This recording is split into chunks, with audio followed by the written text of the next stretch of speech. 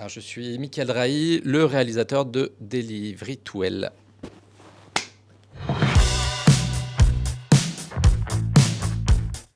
Alors, je pense appartenir à cette génération qu'on dit du FOMO, pour Fear of Missing Out.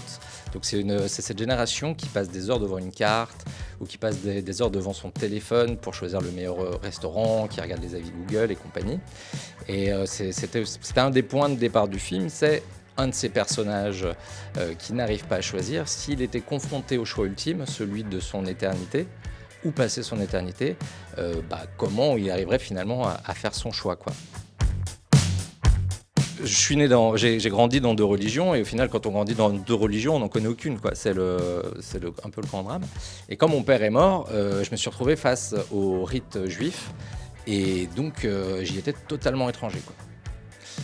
Et en fait, il y a tout un système pour que l'âme du mort s'élève plus rapidement. Les plus proches, les fils, font 1 an de prière.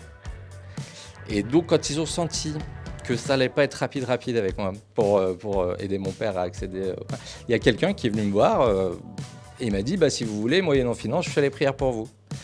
Et le rabbin entend ça et lui passe une chasse, il le détruit, il le met dehors et compagnie. Et donc je rentre chez moi et je me dis mais qu'est-ce qui se passe? Alors est-ce que vraiment je vais rendre son accès au paradis un peu plus compliqué? Enfin bon, je me le pose avec un peu ironie. Mais je me dis voilà, imaginez, vous êtes musulman, vous avez passé une vie à suivre des rites qui sont quand même complexes. Il y a des interdits alimentaires comme dans la religion juive, il y a les 5 piliers de l'islam, il y a vraiment beaucoup de choses, le ramadan et compagnie. Et là, vous arrivez devant quelqu'un qui vous dit « c'était pas la bonne ». Il fallait choisir le bouddhisme, donc voilà, vous allez à droite. Donc je suis parti de là, je me suis dit si toute sa vie on suivait une religion et puis en fait on se plantait totalement, ce serait d'une tristesse. D'où aussi ce point de départ de film, d'un paradis qui serait en adéquation avec ses croyances, histoire d'un petit peu de faciliter le flux de l'administration du paradis, quoi. Au niveau des équipes techniques, vu qu'on travaillait depuis très longtemps tous ensemble avec le chef opérateur, enfin tous les postes finalement, le stylisme et compagnie, c'était pas le plus compliqué. Après, vu qu'on sortait du Covid, on a eu plein de petits soucis. Par exemple, on a fait le repérage pendant le Covid d'un lieu, et en fait, on n'a pas vu qu'il était collé à une école. Et post-Covid, l'école, les enfants ils ont passé leur temps dehors, donc on a eu des gros problèmes sur les prises de son, par exemple, parce que des enfants hurlaient tout le temps. La comédienne principale, Barbara Carlotti, qui est aussi une chanteuse et une écrivaine, elle a attrapé le Covid quelques jours avant le tournage, donc on a dû inverser le plan de travail. Donc c'est toujours très éprouvant ce genre de projet, quoi. C'est vrai que quand je travaillais dans la publicité, il y avait très peu de texte et ce film, il est très bavard. Donc j'ai eu 2 manières différentes de travailler avec les 2 acteurs. Mehdi, avec qui on a beaucoup échangé sur le film.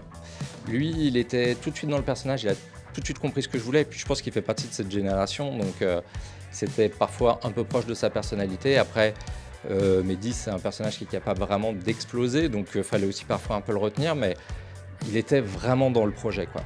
Barbara Carlotti, elle avait des millions de projets, donc elle est arrivée là avec une vraie envie de faire du cinéma et une vraie envie d'aider, de porter, de soutenir un projet quand même d'un inconnu relatif.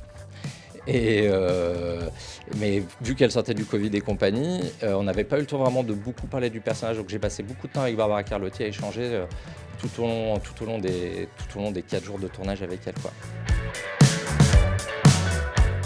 Je suis ravi d'être à Reims, je suis ravi d'être sur ce festival, on est très bien accueillis. Je connaissais pas la ville et je la trouve très très chouette et j'ai vraiment hâte d'être à la cérémonie. J'ai fini la rédaction d'un nouveau scénario qui, à mon avis, est bien meilleur que le précédent. Voilà. Et donc, évidemment, j'ai envie de continuer, mais plutôt dans le format court. Je me sens plutôt à l'aise sur ce format. Finalement, j'aime bien raconter des histoires en moins de 20 minutes.